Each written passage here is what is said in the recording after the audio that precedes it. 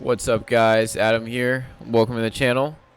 I'm just gonna give you guys an update on what series I'm really gonna be focusing on next, and kind of some other things.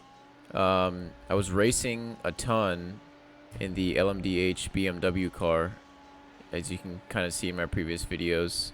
But I took a break from the Formula A, the Formula One series on iRacing, because the car I'm driving right here, the W13, is significantly slower than the W12, its predecessor.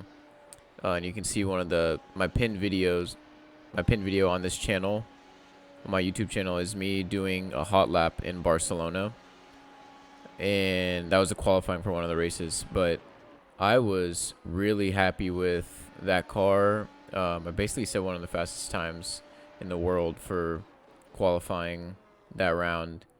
And now I'm not, like, as soon as I got on the W13 when it came out, I was immediately not happy with the lack of grip, how unsettled it was on the curbs, unable to really put the power down. It's already really difficult in the W12 to put the power down. But yeah, I took a break from this, went into Formula 4, Formula D on here, and I thought I was going to be competitive. Definitely was competitive in the top split and everything.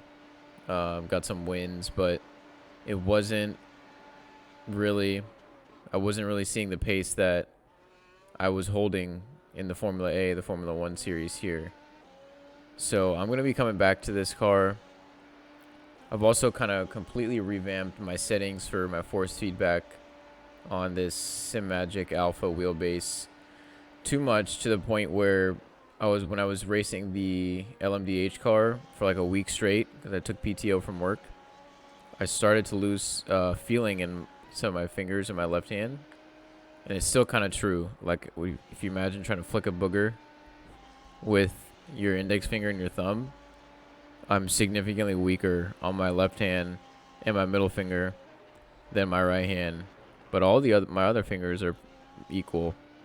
So that happened, and I was kind of concerned just for myself, because I couldn't really do basic motor functions with those fingers. That basically just overuse, straining myself too hard on the wheel, kind of playing through some pain when I really shouldn't have been. But I'm going to go to my doctor, kind of get that checked out. But I took a break for a week, and I started feeling better. But it's not perfect, and it's kind of been over a week of this imbalance in capabilities of my fingers. So, but I've decided that I'm going to abandon any of the progress I made in Formula 4 or the LMDh car, and come back to the Formula 1 series here on iRacing and get in the W13. I've revamped my field of view in this game. I've revamped my force feedback. Everything feels pretty good. The field of view is definitely much better than what it was previously.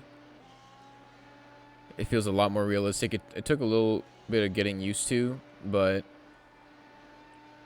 I was always spinning out. I just remember at Silverstone trying this car out, this W13, and I was gonna. That was like during the silly week when they brought that car out. But I just really wasn't happy with anything about this car. And I'm getting back into it now, and I'm still definitely not as comfortable as I should be compared to the rest of the drivers who I'd compete with. But I'm going to get back into it. Probably continue to take a little bit of a break to basically just heal my hand, kind of just see what's going on there. But I was definitely getting after it too much. But such is the game. You got to get addicted. You got to get ingrained to it. But anyway, just wanted to give you guys an update on my absence. I'm going to be streaming as much as I can around my 9 to 5 job. I can't stream in the mornings. This was me trying to just juice up my battery before another push lap. This whole lap I just did was battery juicing. But immediately after work, or kind of evening, night streams are definitely possible during the week. but this series will mirror the actual Formula One calendar for when we do the full race length races, full length races. So I want to get myself back into an extremely competitive. There you go. Put my rear right wheel on the curb. Let's just take a look at that. Show you guys how difficult this car is to drive. You can see my front right wheel gets onto the curb. That's fine. But as soon as that rear right gets there, it spins. And I did not think that I was going to spin at all. This car hates the curbs. So it's definitely going to be something to get used to. A lot of practice, a lot of spinning. But in the race, you just got to be that much more careful. As will the rest of the grid. But what's going to set the good apart from the great is how well you can adapt to situations like that. So, yeah, I'll be getting back into it. Any suggestions are warmly welcome for anything with Sim Magic in terms of the alpha wheelbase. I'm going to be doing a walkthrough of my rig as well. So I know I said I would do that. That was the title for one of my streams previously, but yeah. I'll just name out what I have right now. I've got the Sim Magic alpha wheelbase. I've got the Sim Magic FX Pro rim. It's like a Formula rim. Really love this. And I've got the Tony Kanaan rig, which you can find at Micro Center, which is a electronics distributor in the States. And I've got the Heusinkfelds Sprints, just the clutch, just the brake and the accelerator mounted to this rig. And then I've got a triple monitor stand. Yeah, I knew I would spin right there in third. I got a triple monitor stand, 3 32-inch curved monitors. Those stand freely with respect to my rig. There's got like a little PC shelf. So, yeah. I don't know what we're looking at here. Yep. Well, regardless, I'll do like a video walkthrough, and then I have this seat is a Prisma NRG racing seat. I got it in purple. So happy to answer any questions about my rig.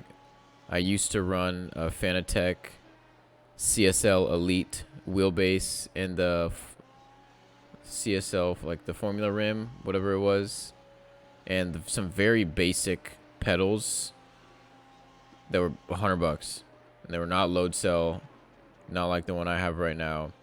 So the biggest difference I'd say is the braking, being able to use a load cell pedal and just really smash that down to my liking. And then the force feedback on a direct drive wheel like this is really strong, almost to the point where I kind of hurt myself.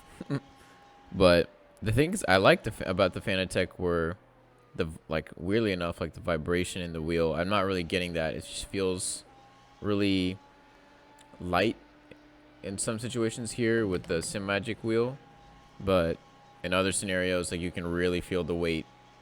But I've turned it up. This is capable of 15 newton meters of torque. I don't run it at 100%. I run about 12 newton meters. I run 75% in my in the settings in the Sim Magic application, which I will show you guys right here. But it's a lot of fun. So regardless, I appreciate you guys kind of tuning in as I give this update. More racing to come. See you guys soon. Peace.